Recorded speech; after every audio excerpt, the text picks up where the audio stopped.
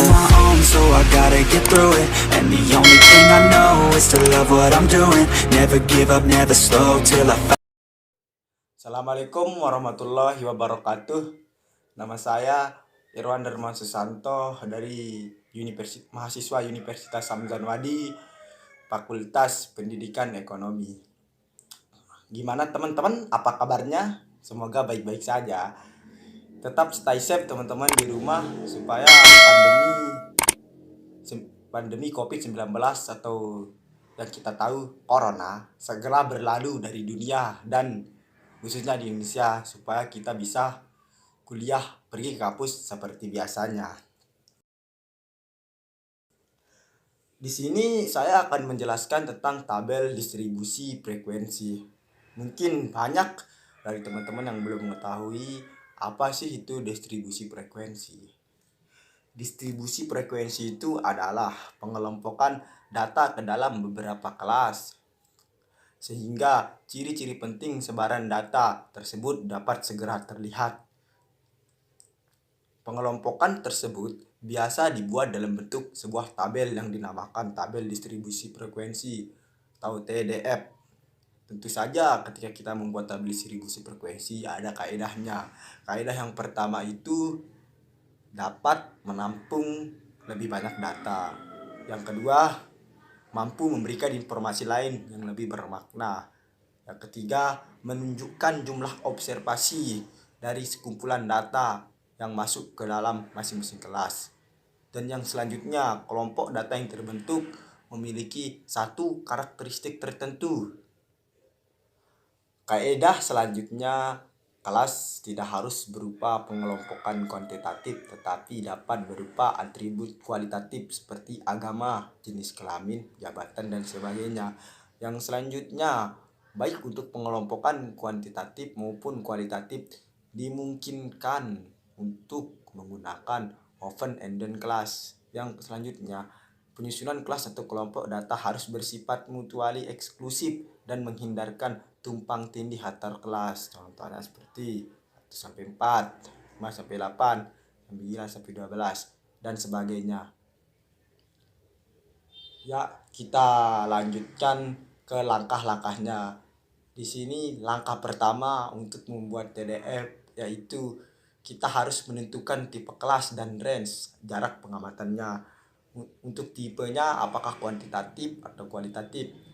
Dan untuk data kuantitatif range R ditentukan dengan menggunakan rumus R sama dengan X max min X min, di mana X max-nya tentu saja nilai terbesarnya dan X min-nya nilai terendahnya. Langkah kedua, menentukan jumlah kelas. Umumnya digunakan jumlah 6 sampai 15 kelas. Dapat juga menggunakan aturan Stargers dengan rumus K sama dengan 1,322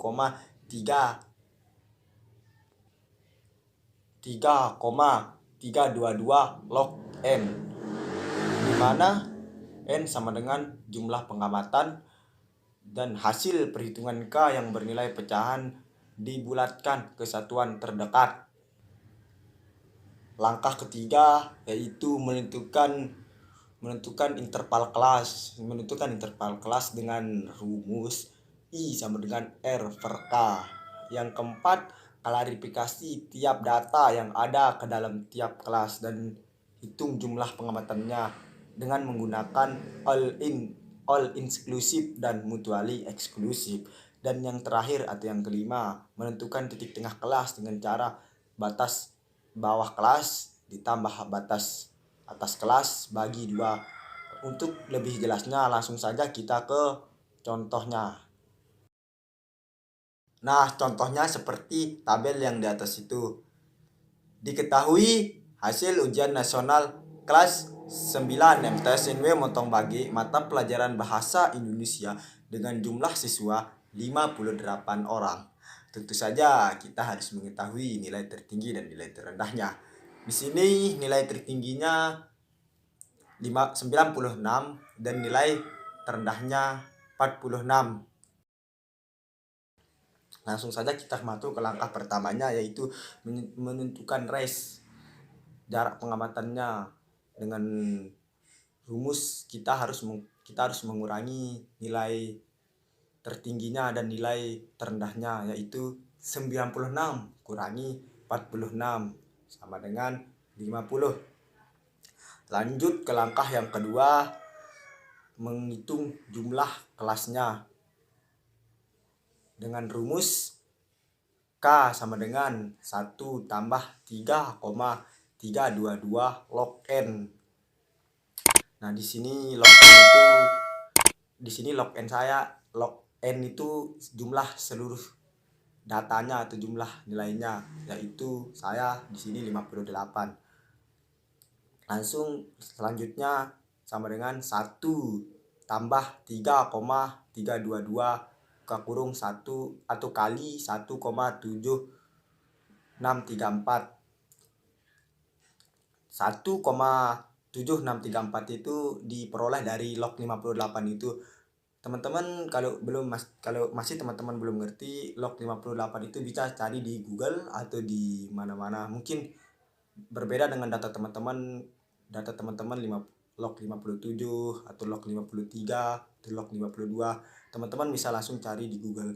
Nah, 3,322 dikali 1,7634 menghasilkan 5,8580. Nah, selanjutnya 1 ditambah 5,8580 hasilnya sama dengan 6,8580. Lalu dibulatkan menjadi 7. Nah, langkah yang ketiganya itu menentukan interval dengan rumus I sama dengan R per K.